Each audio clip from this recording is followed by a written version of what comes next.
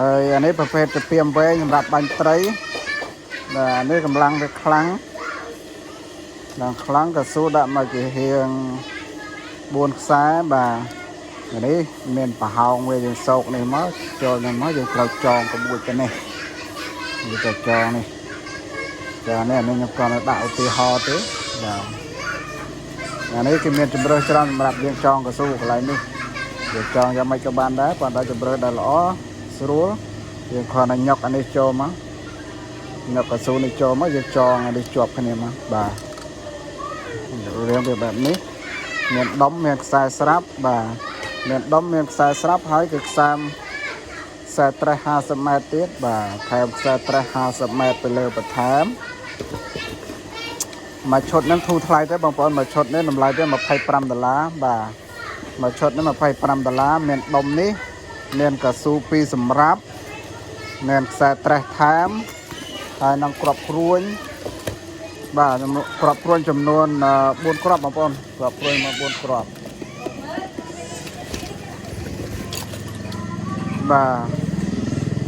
ប្រើគ្រាប់ព្រួយប្រភេទនេះអានេះគ្រាប់ព្រួយចំនួន4គ្រាប់មួយឈុតហ្នឹង$25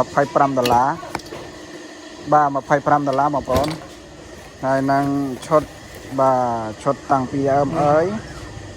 ឈុតនេះបាទឈុតនេះមានបាទកស៊ូ2សម្រាប់បាទមានដុំទៅសម្រាប់មានដុំហើយនឹងមានគ្រាប់ព្រួញចំនួន3គ្រាប់បាទគ្រាប់ព្រួញចំនួន3គ្រាប់មួយឈុតនេះតម្លៃវា$15បាទមួយឈុតនេះ$15បើបងប្អូនអត់យកដុំតម្លៃវា$10បាទសម្រាប់បាញ់ត្រីណាឧបករណ៍បាញ់ត្រីណាបាទសម្រាប់បងប្អូនដែលចង់បានបាទបងប្អូនអាចតាក់ទងតាមលេខ2ខ្សែដែលខ្ញុំដាក់លើវីដេអូហ្នឹងឬក៏បើមិនចឹងទេបងប្អូនអាចឆាតចូល Telegram ក៏បានដែរ Telegram លេខ2ខ្សែហ្នឹងបាទនៅលើវីដេអូហ្នឹងបើមិនចឹងទេបងប្អូនអាចឆាតចូល page ឧបករណ៍នេសាទបាទ page ឧបករណ៍នេសាទមកបងប្អូនអាចឆាតទំនាក់ទំនងគ្នាតាម page ឧបករណ៍នេសាទក៏បានដែរបាទបើមិនចឹងទេបងប្អូនអាចចូលតាម link ក៏បាន link ខាងក្រោមវីដេអូខ្ញុំមាន link ដាក់ចូល page ណាបងប្អូនអាចចូលតាម link ហ្នឹងក៏បានដែរបាទហើយ